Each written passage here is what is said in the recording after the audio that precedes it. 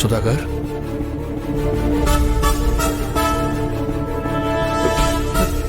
என்னாச்சு?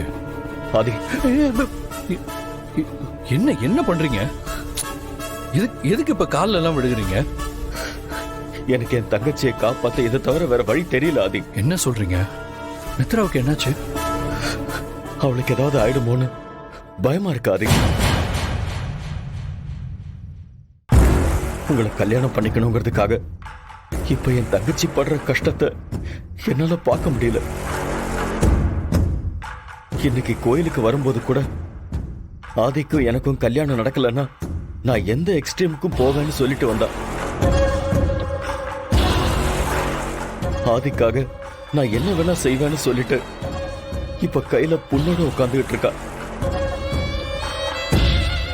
இப்ப கூட தான் கை புண்ணாயிடுச்சேன்னு அவ யோசிக்கல.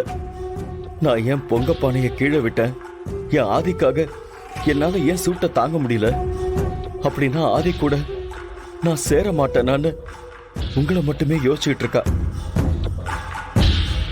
உங்களை மட்டும் யோசிச்சு பைத்திய மாதிரி புலம்பிட்டு இருக்கா. எது வந்தாலும் போல்டா ஃபேஸ் பண்ற பொண்ணு இப்போ சூசைடு அது இதுன்னு என்ன நம்ம பேசுறா. இத்தனை வருஷத்துல அவ இப்படி அழுது நான் பார்த்ததே கிடையாது.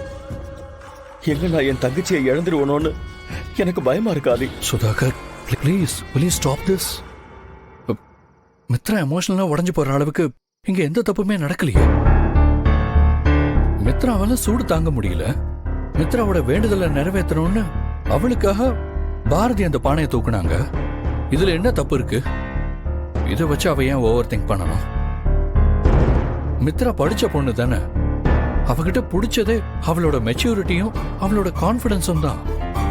இப்ப எங்க போச்சு அதெல்லாமே? என் தங்கச்சி போல்டான பொண்ணுதான் ஆதி. ஆனா உங்க விஷயம்னு வந்துட்டா மட்டும் அவ ரொம்ப எமோஷனல் ஆகி ஓன் ஆட ஆரம்பிச்சிடுறா. எதனால அவ இப்படி எல்லாம் யோசிக்கிறான்னு எனக்கு சத்தியமா புரியல.